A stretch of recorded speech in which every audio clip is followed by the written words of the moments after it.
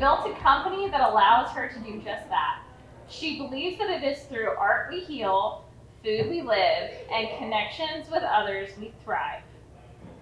Utilizing the skills she gained from studying fashion design and fashion marketing at the Colorado Institute of Art, her experiences living in various cultures around the world, and her family legacy of wheat farmers in Kansas to flour millers in Indiana, she started Carnegie Art and Company as a way to blend her talents in art, fabrics, and foods to engage others in an exploration of emotions, history, and connections.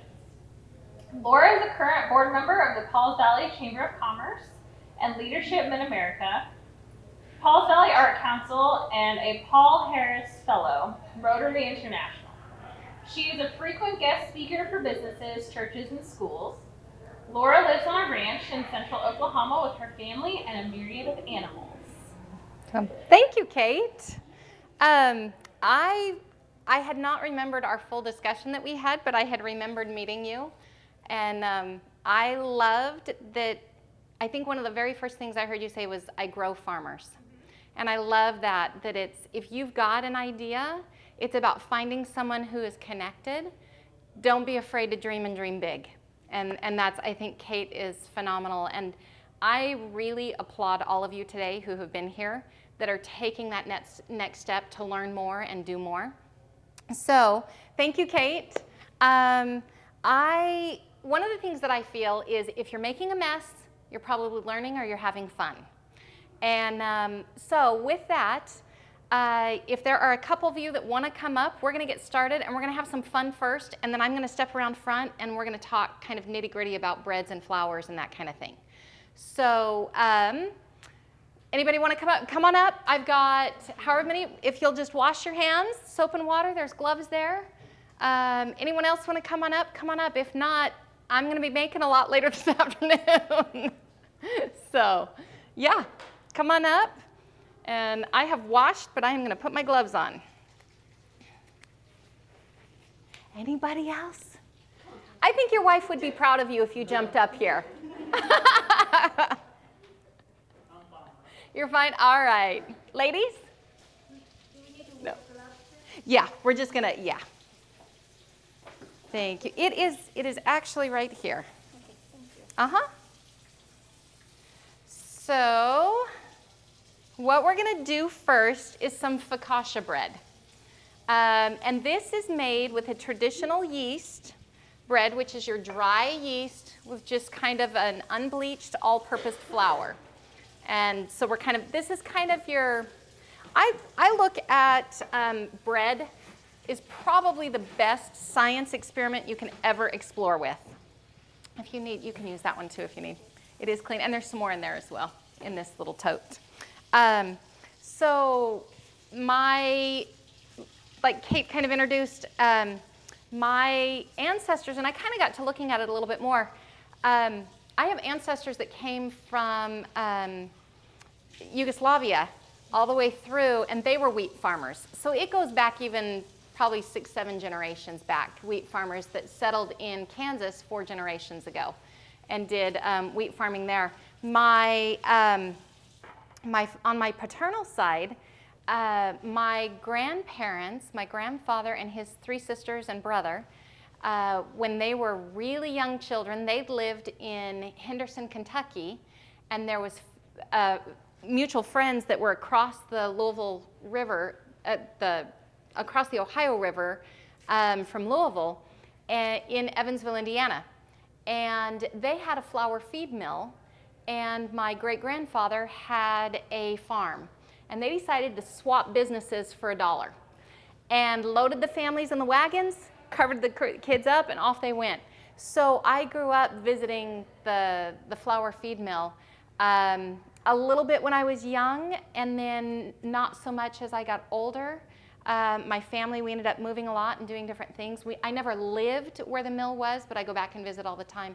I still think that would be a really cool artist residence right there in the mill. It still functions. It's difficult with OSHA and all the regulations. So, but my cousins run the mill and do a lot with animal feed. In fact, bird seed, you can buy it here in Oklahoma, and some of the dog foods. So So my first science project when I was in 6th grade was how to make bread. My mom, with 5 kids, made bread all the time. And she would every Sunday make about 5 loaves of bread, one for each day, and then who knows what we did Saturday, Sunday. But so I grew up being fascinated by bread. Number one, I could eat as much as I wanted and nobody got mad. You're gonna go ahead and just take it out. It's already doughy. You can kind of smell the yeast in it, which we'll kind of pass around the difference of the yeast from the a yeast bread as compared to the sourdough bread. It's a little cool, so it may take just a little bit of time to rise later. One of the things I love to do is use oil. Bread is made with gluten, right? And we're going to talk about kind of the bad rap that gluten's gotten. And we're going to kind of dispel some myths and kind of help clear some things. But also, yeah, there are certain issues with some people with gluten. But one of the things that I found is when you go to like roll your breads and do everything, who has made bread? Probably most of you have. Okay, traditional yeast breads, sourdough breads. Okay, herb breads, kind of the braided sweet breads, those types of things. So you understand there's differences that you have to treat with each thing. Sweet breads are a lot more forgiving when you're using your measurements. I measure in grams. It is about the most fine, it's the smallest amount that you can measure in and have everything turn out. In my mind, if I can put a number on it, I can track it and I can figure out if it's working or not. And I want to have my range as close to possible as I can, as close to accurate. So I love, if you add too much flour to your bread, what's it going to do? It gets too hard, it gets too dense, right? Because you're making it too heavy. One of the other things is you haven't allowed the autolyse to happen, to kind of get that chemical activation happening within the bread naturally. So you've got a little bowl of olive oil in front of you. I love olive oil when I'm rolling my doughs. I don't like to add more flours because it's going to change the consistency and texture of the bread overall. I love to use olive oil. Or every once in a while I'll use a spray pan or whatever, depending on what I'm doing. You're going to dig in. A focaccia bread, you can put some oil on the bottom if you want. We should have started there, sorry. Kind of get some oil on the bottom. Be liberal. Don't try to be skimpy with your oil. I have more. So what we're going to do is you're going to end up kind of spreading this out as far as you can on your tray. And use just as much olive oil as you want. And again, it's still really cool. Sorry. I will make sure if it still needs more time to rise, I'll make sure you guys have access to it afterwards. So what's it doing? It's stretching back at you, right? As soon as you kind of try to rub it out, it's going to come right back at you. That's the gluten, kind of that elasticity is happening. Okay, so I like to start with kind of this is kind of a garlic seasoning. I love herbs. I love spices. I love as much as you can grow from your own garden. I actually, for the first time in, 3 years of my life, I have not had a garden, and this was one of those years. And I was just so busy with the market. Okay, so what I like to do, I love to use parsley, cilantro, asparagus, dill, things like that. This can be your stems. So we're kind of just going to create flowers if you want. And I'm going to so what we've done, we've spread the dough. You've kind of got the olive oil in there, and we're going to coat everything with olive oil again. A focaccia, you can you almost can't do too much oil with it. It'll really help it crisp up and bake nicely. So we're going to get it to spread back now. How many of you guys have used vegetables and stuff with your doughs? And do you decorate or do you roll it in? You decorate. Oh, good. Good.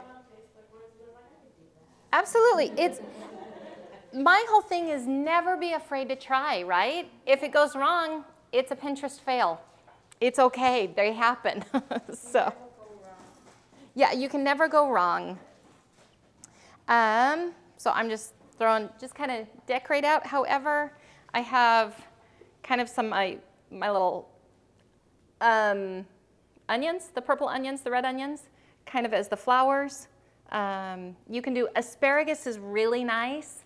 If you cut it in half, it's a nice flavor in your bread.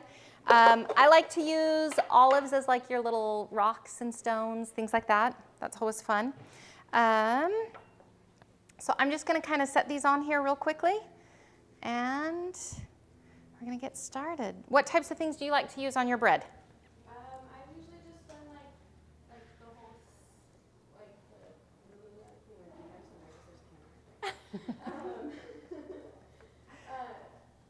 just the herbs mostly is what I've used. Just I've done, I've tried to remake lavender flowers with the little okay. petals. Good. Sometimes, it's hard to duplicate nature. Nature knows what it's doing. And if we will just help it along and kind of stand out of its way a lot, we'll be just fine. And more will happen. Okay, so as we talk, we have, this is just your standard dry yeast. Anybody done sourdough and had their yeast die on them? Had their leaven die? What happened? It doesn't work. Nothing works.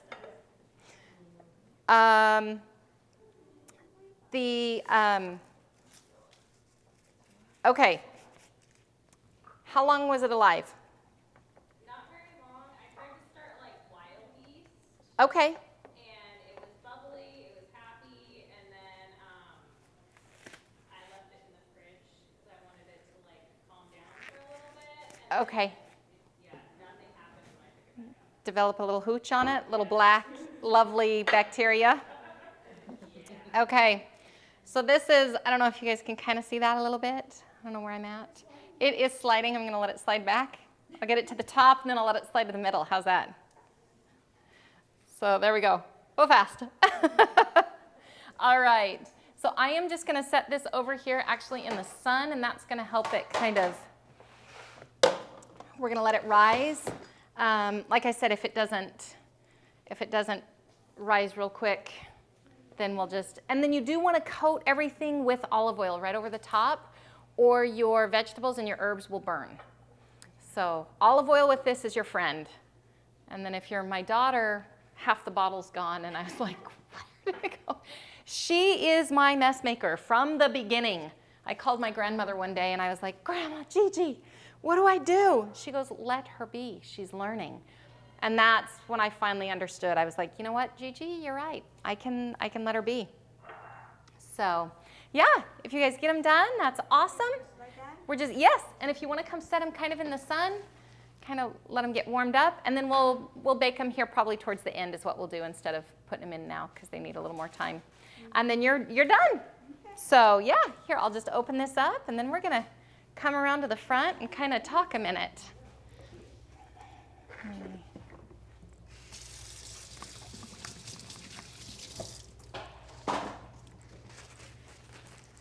Beautiful.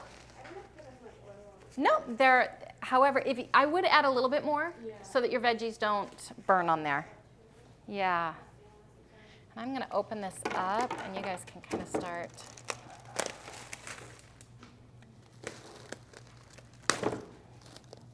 I love this.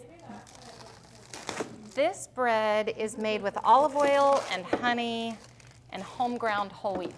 So it is, and a plant-based butter. So if anybody is vegan, this is the one that you would want to try. You can, yeah, absolutely. Absolutely. And then I'm going to go ahead and open these up as we get to talking about these.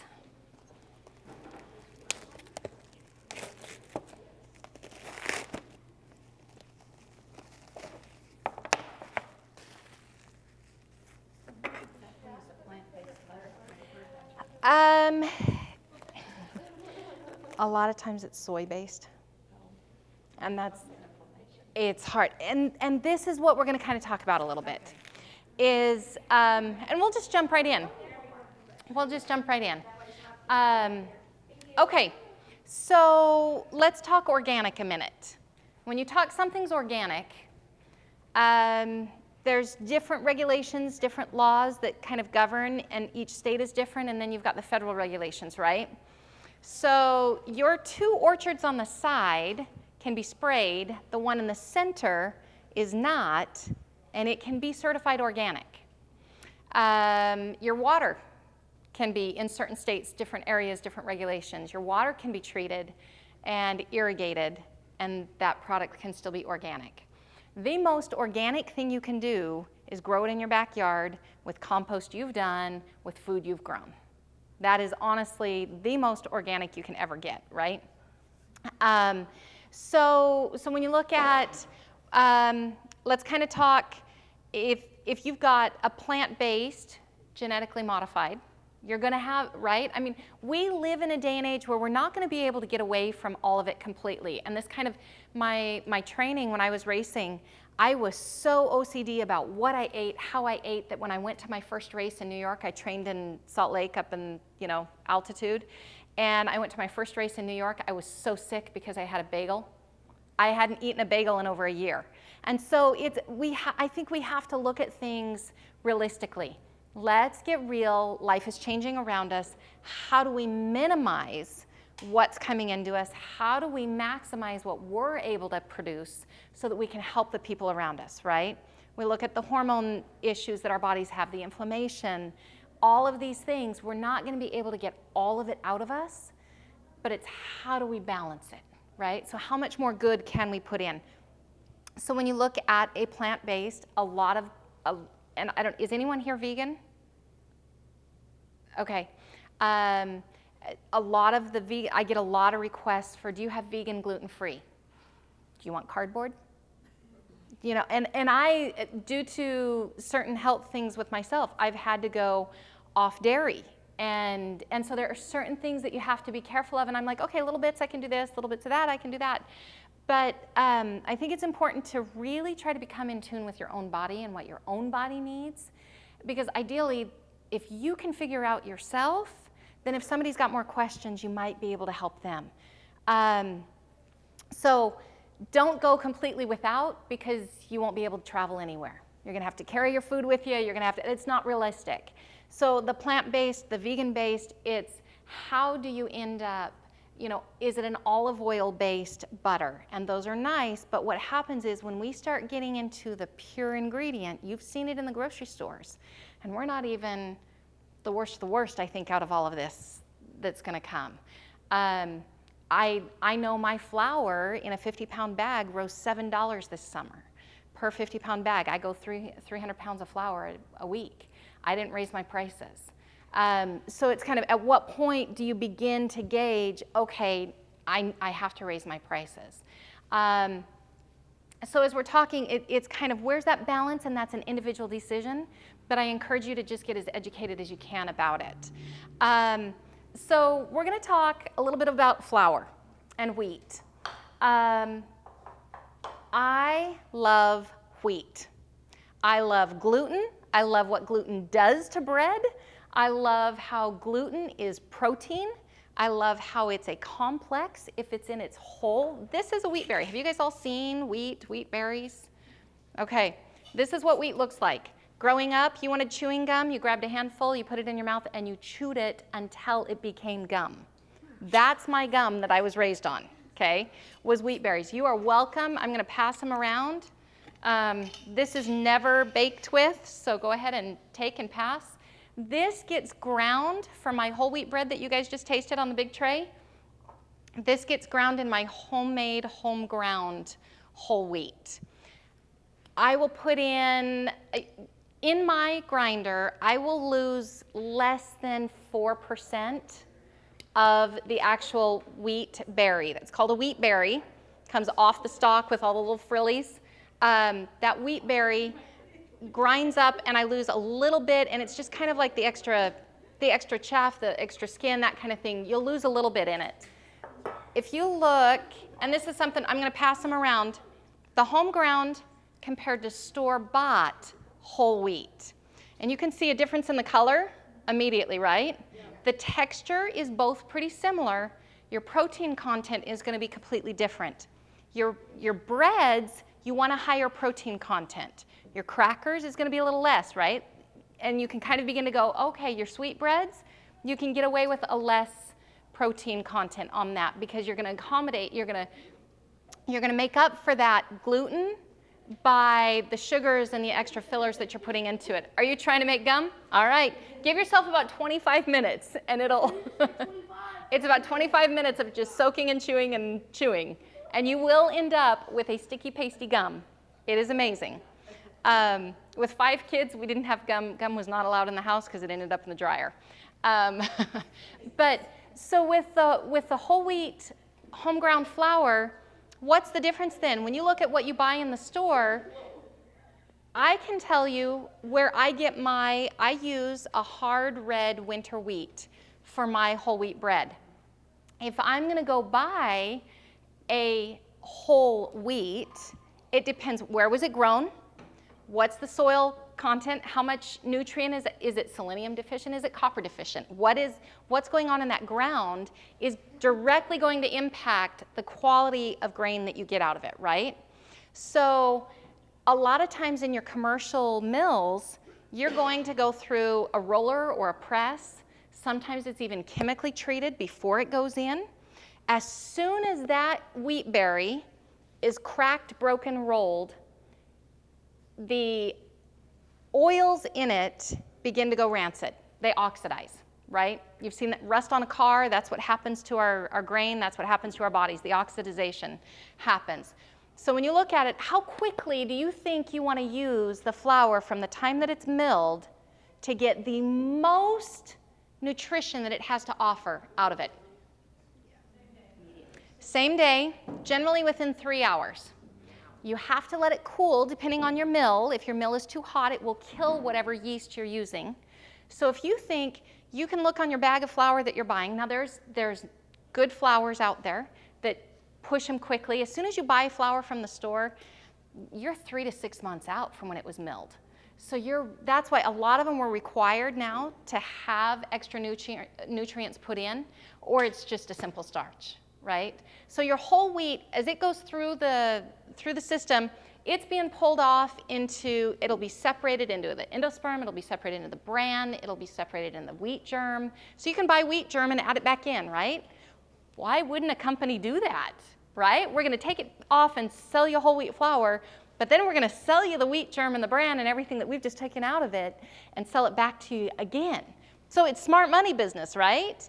But if we can begin to do a little bit more ourselves, we're going to be a little bit stronger, a little bit healthier. So you see the difference in the wheats, just simple that way. One of the other things to consider is the wheat is non-GMO. My breads, I use absolutely no preservatives in anything I do other than you'll have a little bit of salt. I do in my sourdough breads, I use a little bit of sugar. It actually helps wake up the leaven, wakes up the yeast a little bit, gives it something to eat off of, and then a little bit of salt to stop it at the certain time. I add it too soon, my bread doesn't rise right. I add it too late, it's all over the place. So it is all about chemistry. You have your temperatures, your humidity, you have how much you're manipulating the dough. You overstretch that dough, it's gonna just get gross. Have you ever had pie crust that you couldn't bite into, right? It was just so tough. It was because it had been overstretched, overutilized. So you didn't allow for that natural gluten to actually happen. And that's what we want in a really good bread. You want to allow that gluten time to grow. So when you look at this little handout I gave you, you have kind of what's the process. You have autolyse. Anybody know what that is? Those of you that do sourdough, are you familiar with what autolyse means? Okay. It's kind of, autolyse is that first step when you add your flour, your water, and your starter, and you let it sit. You mix it just a tad bit. Did you get one? Let's get you one. There you go, you bet. It gives you a little bit of time for that gluten and everything to wake up, right? Because it's been kind of dormant. It's been just kind of hanging out. So you get it wet a little bit, and you're going to kind of just mix it a little bit. It's going to be kind of a shaggy dough. and that is called autolyse. And generally, you're going to let it sit a half hour. So to do a 45-minute bread, that's why we're going to do this. We'll get them in the oven. In fact, Mariah, if you want to come put them in, that'd be great. You can check the temps on them. They go in for about 15 minutes, 20 minutes. You know that, though. This is my daughter, Mariah. And then there's a sink right there to wash hands. Perfect. So your autolyse kind of wakes things up and gets it going. Your next step is rising or a bulk fermentation. We like fermented products. Our bodies like fermented products. We're made up of a lot of good, healthy bacteria, and when it gets out of balance with the bad bacteria, that's when things get out of whack. So your bulk fermentation, that can be up to another hour where it sits. Depends on your recipe. What's your percentage hydration? So when we're talking sourdough, my sourdough starter is a 1-3-3. 1 part sourdough start to 3 parts water to 3 parts flour. So if it's 50 grams starter, it's 150 water, 150 flour. That 150 is 100% hydration. So if you're seeing in your sourdough recipes and it'll say an 80% hydration, you're going to use 80% of the water that you do of your flour. 100 grams of flour mixture, you're going to do 80 grams of water. Is it going? No? It wasn't on? Sorry, I thought I turned it on.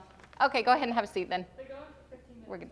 Yeah, but it'll take a little bit for it to start. Yeah, it's up to you. Yeah, awesome. So then you have your kneading. Now, why do we knead it? Why do we mess with it? What are we doing when we're kneading it? Develop the gluten, right? Because at this point, it's sitting there, it's awake, it's wanting to do things, but it hasn't been manipulated for those gluten strands to begin to hook to each other. They're great if they're laying next to each other, that's awesome. But until they begin to hook together, your bread isn't going to have the rise and hold its shape until you've worked with that elasticity, right? Then if you're talking sourdough and the hard-shelled boules, you're going to pre-shape your dough. Now, when you pre-shape your dough, you're just kind of telling your gluten what way you want it to lay. You're folding a sheet, right? But then you're going to unfold that sheet. If you've creased, okay, let's go paper. If you've creased the lines in the paper, is that paper going to fold back up real easy, right? So what happens with the gluten is you want to allow it that time to rise and hold its shape long enough so it kind of forms that muscle memory, if that makes sense. Then we look at, you've got that bulk or your first shape of your loaf, whatever size it's going to be in, and then you're going to shape it and put it in. When you're doing the sourdough boules, it is a longer fermentation process, generally 24 to 36 hours. Then you get that deep, deep, deep flavor. Now, if you have strong noses, strong stomachs, smell gently. I fed this morning, put about 50 grams in there and fed it. And then I pulled some out because I didn't want it to explode the container. This is a sourdough starter. Now, it will not be used if you want to touch it, if you want to feel it. It's stringy, it's bubbly, it's smelly. It's a live organism. Now, I go through about 35 pounds of starter for my Saturday farmer's market and then some little deliveries that I do in Elmore City and Pauls Valley. 35 pounds of starter. It is like a 2-year-old. It gets tired of what you fed it. It doesn't like where it's sitting in the house or in the kitchen. The temperature, it gets picky. It gets bored with what it's eating. So all of a sudden you're like, okay, you've been doing great. You're alive, you're healthy, you're bubbly. This is a really good, strong starter that is great to begin to be put into a good sourdough hard boule. It's alive. You can see all the bubbles in the air in there. There's no loose liquid. The flour's been eaten. That's what it's doing right now. Those organisms are eating everything that it can get out of it right now. When it begins to kind of go, okay, I've eaten everything I can eat, it's going to get a little wet.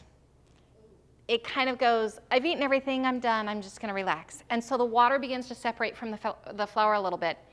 Then the bacteria will continue to grow because it's like, ooh, I'm thirsty, but I don't know that I like this. So when Kate said she let her sit in the fridge and it turned black, it develops what we call hooch, which, you know, you've seen prison stuff, it's hooch. It's hooch. It's what's under the beds in the prison cells. It's a healthy bacteria, right, that went overkill. You do not want to, depending on where it's at in it, you don't want to cook with the hooch. The other thing, when you are starting your sourdough starter, and I started this January, February, I started it with just a really good, I started it with my home ground flour because I knew where I harvested the flour from, out of a grower in Utah. I knew the variant they had. It was 3 different variants that are combined. And I knew kind of that I knew the temperature that the wheat had been held in. I knew heat, air, and pollutants will ruin any commodity that you have, right? But if it's properly sealed, oxy-absorber, those types of things, you can seal things and you can have, wheat's actually good as long as it is kept closed. They're really, it's a 50-year kind of product. Sugar is about 3. You put an oxy-pack in it, it's hard as a rock. Don't do it. 3 to 5 years on your stuff. Your white flours, you're about 3 to 5 years on your white flours if you're packing them in an oxy-pack for seal, kind of that kind of thing. So when we look at the sourdough and this starter being this live organism, we want to feed it right, we want to keep the temperature right, we want to keep it excited. If all you had was toast and crackers, you would be bored with what you were eating. And that's the same with a sourdough starter. So I have a lot of people that'll come up to me at market especially, and they'll say, my starter was doing great 2 weeks ago, but then it kind of just flattened out and it got weird and kind of looks almost fuzzy. Well, it's because you're not giving it enough of something different. That organism, it's going to pick up. I can have a starter here. I can take it to California. I can take it to my kids in Utah, family in Colorado, and it is going to taste different when you give it a week and a half's time because it's going to pick up bacteria and elements in the air. People who use essential oils, a really good essential oil, if you're diffusing in your house, you may have a difficult time getting your starter to really take hold because you're killing off all bacteria. If you're using a lot of Clorox bleach, if you're using, all these things. So I like to clean with vinegar. I like to clean with vinegar. It actually doesn't hurt it or harm it. And it just may be a little more sour. So one of the things, and would someone let me know when I have about 15 minutes left? I don't know where Mariah, there you are. Yeah, that'd be good. So what happens with your flours, you have bleached and unbleached, right? So we're gonna pass those around. This is an all-purpose unbleached. This is an all-purpose bleached. And you can see one's gonna look a little more yellow in my eye, the unbleached. So the bleached is gonna be a little bit more white. And you can open up or pass them whichever way you wanna do that way. We're gonna pause for 2 seconds. Yes, oh man, doing your homemade ice cream, the hand churn ice cream, it's worse than that because you realize how much flour it takes to make bread. So the Chicken Little, the little red hen, please help if somebody wants to make bread. So the question was, where do you get wheat berries? There are a few stores that will sell them. Winco in Moore is one of them. You can order them online. You will pay shipping. Wheat is heavy. I have thankfully just secured through the farmer's market. I wanted an Oklahoma wheat. I wanted more of a more control over what variant I'm using, because when we look at the gluten sensitivities, let's talk about that. That when you look at the gluten sensitivities, people will walk by all the time. Oh, I'm gluten insensitive. I can't have gluten. There are many who that is absolutely correct, and I am not going to challenge them. My brother has celiac. It's an autoimmune, but it acts like celiac. If he breathes gluten, he's welting. There are some that don't go near gluten. But what happens is a lot of times if you're looking at your gluten, what is your flour being put into? The cakes, the cookies, how many times on the back of our package did we now see genetically engineered products?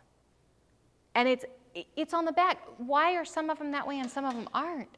How can we not go ahead and keep our food chain more simple, more clean, right?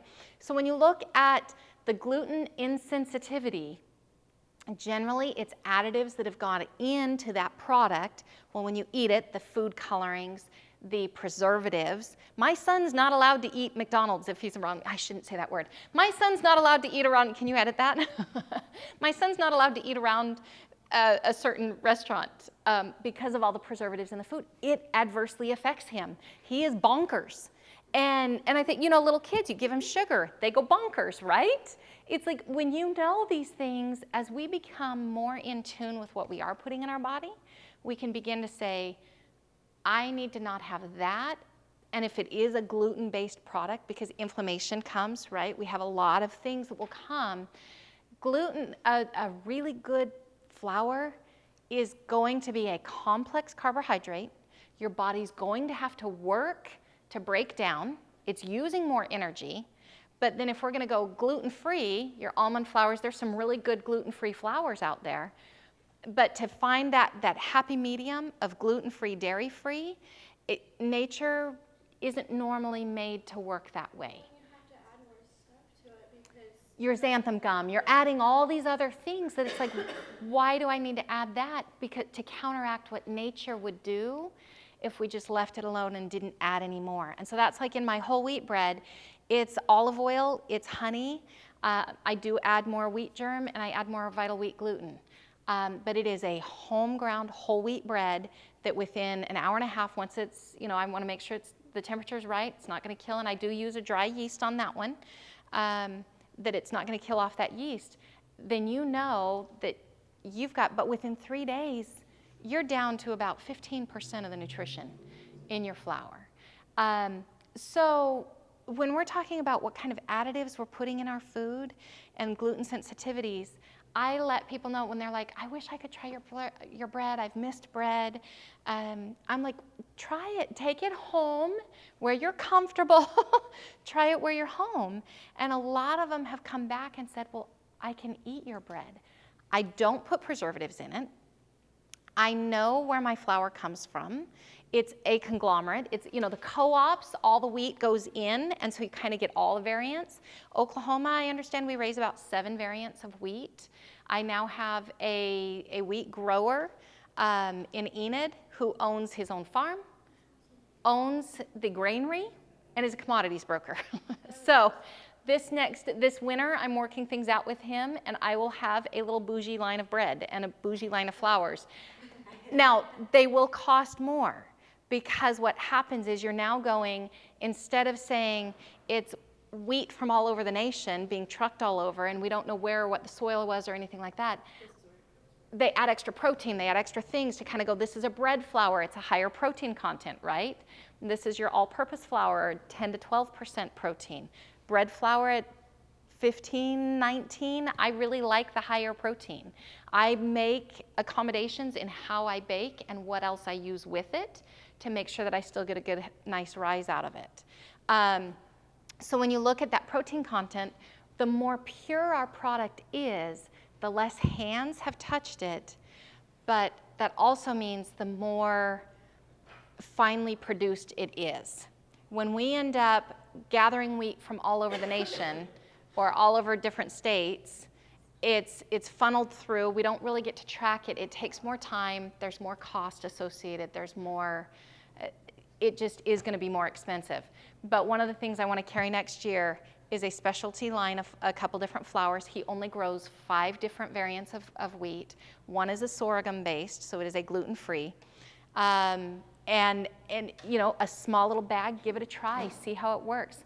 Because for people that really have those insensitivities, if they're really insensitive to the gluten, we may be able to find a variant of wheat that they can consume healthy and happy.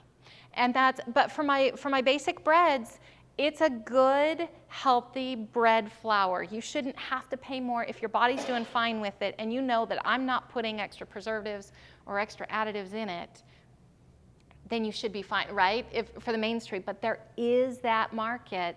There are those, and I think it deals a lot with more and more of the colorings and the preservatives, everything that's going in and all the chemicals that are happening. One of the things I want to, you've got the benefits of wheat, a major source of energy, also provides substantial amounts of components which are essential to health. The protein, the vitamins, dietary fiber, and phytochemicals. Sourdough bread contains prebiotic and probiotics. Your probiotics will be killed off at 130 degrees. You cook your bread at 350, right? So when you talk about eating live food, you're cooking lower wheat. You're cooking it at a lower temperature. You aren't taking it as far, and there's some real incredible benefits to eating more live food that way. That you still can cook, make crackers, those types of things, but they're just cooked at a much lower temperature. Your prebiotics survive through it. So your prebiotics, in a nutshell, kind of one of the simple ways to do it, is your prebiotics go in and open up the lining of your stomach and help your body assimilate all the nutrition in it. So that's why some people who have gluten sensitivities are okay with sourdough breads, as long as there aren't preservatives, there aren't the colorings, there aren't those types of things in there to counteract what that prebiotic is trying to do for the stomach. Our body, if we give it good stuff, our body knows how to break it down. The stomach lining wants to open up. It wants to say, here, you've got this nutrient, I need more of this. Let me take more of that out of you. Let me get more of the fiber. Let me get more of the vitamins and minerals, right? But if we're putting extra things in our stomach that are keeping that stomach closed, it's not going to assimilate the nutrients. And we're just eating cardboard anyways, right? So when we look at your businesses, do you guys have questions so far? Let's see, kind of, any questions at this point? Kind of. How often do you need to make a new batch of stuff? So I feed it every day. What I do, I take a little bit out, and I feed it just a little bit every day to kind of keep it happy, keep it growing, and then when I bulk up, I have to build and build and build to build up for what I'm doing. I actually have a couple wineries and a couple little grocery stores that I'm working with this winter. I told them I cannot talk to you until the end of November. I have to get through market. And so at that point, it'll just be continuing to grow and grow and grow. People who are doing smaller batches at home, keep it small. You have your days that you're bake, so you build up, you grow your starter to that point. Some starter is really happy sitting in the fridge for 4 or 5 days. You bring it out, you let it come to room temp, you feed it a little bit, off it goes, it's great. This one is really spoiled. It wants to be fed every single day. It can be trained. So there are people that are like, do you sell your starter? I sell my starter. We talk about, and I'll help you kind of manage through it. Because when you start your starter from scratch, I started water and my home ground flour. That's how I started it, okay? The first 14 days, you want to pitch it. You don't want to save any of it because your bad bacteria is still too strong. Even though there's a lot of people, oh no, I baked 3 days in. Did you get sick? What happened? Are you okay? But we want to work with nature. We don't want to control nature. We want to understand nature and have it help us. Yeah? Do you have any reference material that would kind of help us? Absolutely. There are a couple amazing people that I like. There's a gentleman that I can get you, I'll text you his information. I like his methodology. I like his precise measurements. If you want to figure out why it's not working, if you are measuring in cups and tablespoons, that's why. So it's by the gram. I mean, I have scales all over, and it's by the gram. So there's a lot of different things. I like his whole reasoning behind. He makes amazing recipes. Yeah, and that's kind of his business, is to kind of share and teach. So I love what he does, and that way I don't have to duplicate what he does because he does it really well. So yeah, I can get that information out. So kind of, I think we're probably, I don't know where we're at time-wise. We're over. Are we over? Okay, so a couple things that I just kind of wanted to kind of just pop in your brain a little bit is, what is your why with your business? What is your why? Why are you doing what you're doing? What do you want it to do? If you had that magic wand, what would you make it do? Would you get more people in that garden with you and your wife? Would you know what I mean? Would you triple the size of that garden so that you could help more people? You know what I mean? What is that magic wand moment? What would you want done? And don't be afraid to dream big, because you may go through and realize, okay, I thought I was headed this way, but something comes along because your mind was open and it takes you in a direction that you really feel more fulfilled, and you end up doing more and bigger and better than you ever thought you could. So make sure you know what your why is, dream big, and don't be afraid to ask for help. Hey, I'm working on this and I'm really struggling. I've got this part figured out, but I can't get this figured out. Who do you know that I can go meet with to find out more about how to get this to work right?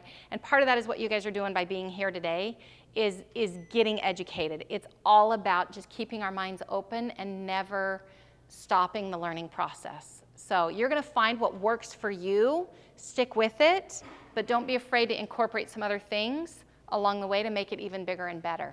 So, any questions at this point? Yes? Question. I don't know very much about making bread, Uh-huh. but I'm persistent. I keep making it, and you kept talking about bread flour, and I've been using all-purpose. Is there something you can add to all-purpose flour to make it more effective? You can make your own all-purpose flour. You can make your own bread flour.